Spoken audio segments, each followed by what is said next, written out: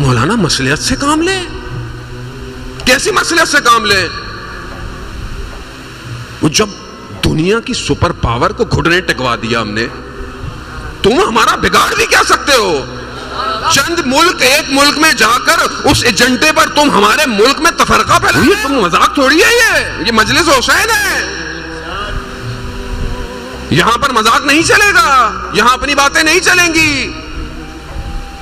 یہ آپ کی ذمہ داری ہے، اکھاڑ پھینکے ایسے شخص کو، ایسی تنظیموں کو، ایسے ممبروں کو جو وقت کے علی کے نوکروں کے خلاف کوئی بات کرے.